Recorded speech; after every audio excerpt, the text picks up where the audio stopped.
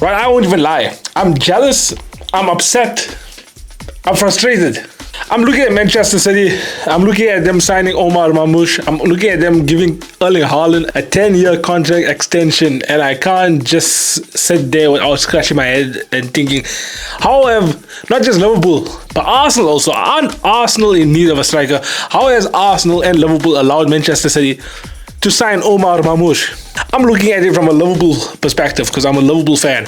Darwin Nunez ain't going to be any long-term striking option for Liverpool. He's just not consistent enough. And then on the topic of consistency, Diogo Jota, he's not consistent enough in terms of being fit. The latest news now after Liverpool just drew against Nottingham Forest is that Diogo Jota picked up a knock and is a doubt to start against Brentford. Like, Diogo Jota is just the most frustrating player because he's so good. Technically, he's so good.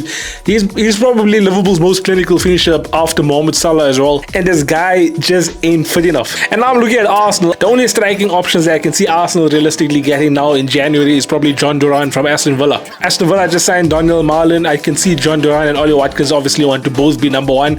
I think John Duran, the best option for him right now is to leave. And in all honesty, that's like a win-win scenario. John Duran gets more game time being Arsenal's number one. Ollie Watkins will probably be the number one striker now at Aston Villa, with Daniel Marlin probably being his understudy. But yes, I'm jealous with the fact that Manchester City just signed Omar Mamouche. Who wouldn't be? He's one of the most clinical strikers right now in world football. Liverpool need to make a signing this January because you can see it already. It's evident in the past few seasons that Liverpool drop off during the January period. I'm looking back in 2022 when Liverpool managed to get Luis Diaz halfway through the season. That signing was what Liverpool needed to actually go on to win the Cup double and even push for the quadruple that season. You need to make signings and you need to keep the squad fresh enough so that we can actually compete and get over the finishing line without stumbling over the finishing line. Because Liverpool set the pace quite well in the beginning of the season, and now you can see that the team is slowly losing steam. I'm not saying sign 3 or 4 players. I'm literally asking FSG and Liverpool's owners to put us in a situation where we don't have to play Ryan Gravenberch at centre back and we can actually afford to give Mohamed Salah a break. Not having firepower come in during the January transfer window, in my opinion, is something that Liverpool obviously get wrong on a yearly basis, and I hope we don't make that same mistake this season, because I wouldn't want us to lose the league from this position that we are in. It will be regarded as one of the biggest bottles just because of how fast we set the pace and how long we've been on top of the Premier League table. So yeah, that was just me voicing my opinion. Let me know what you guys think in the comments.